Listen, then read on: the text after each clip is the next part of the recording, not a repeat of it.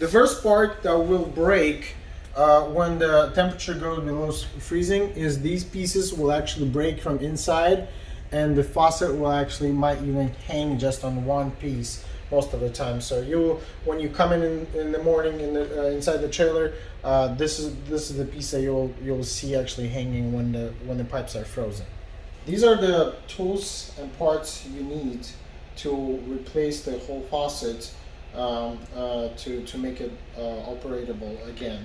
So you have adjustable wrench or just a single size tool.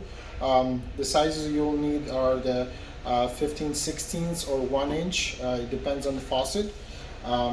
Then you have a Allen key or a hex tool. And these are the parts from the new faucet. This is the final piece that you will get when you finish this, and so make sure when you screw in a brand new bronze piece, this piece will have to go in between here. This piece is the same piece as this one, so it will have to stay on the sink because it's actually screwed in from the back of the sink. So the only piece that will have to be removed is the bronze piece that has to be unscrewed with the Allen key. So what you have to do is you have to put the adjustable wrench and hold it in place. So you have to make sure it's tight so it doesn't wiggle around. And you have to either get somebody to hold this very tight, or if you can do it yourself, that's fine. And so what's going to happen is, with the other hand, you're going to take the Allen screw and you're going to unscrew clockwise direction, unscrew the bronze piece out.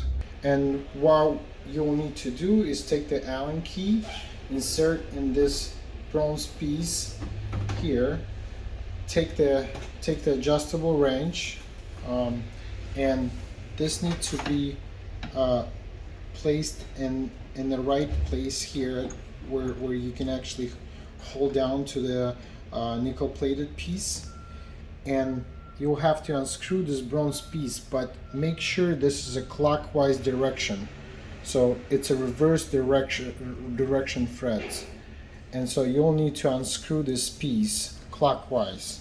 And so what will happen as soon as the bronze piece is removed, so you can install a new one. So the silver piece will actually stay on the sink. And so you'll take a brand new piece and you'll screw in, but you'll have to screw in counterclockwise. So you'll have to screw in with your hands, and then you can take the Allen key and tied it. Make sure you hold the adjustable wrench in place and it doesn't move. This is the final piece that you will get when you finish this.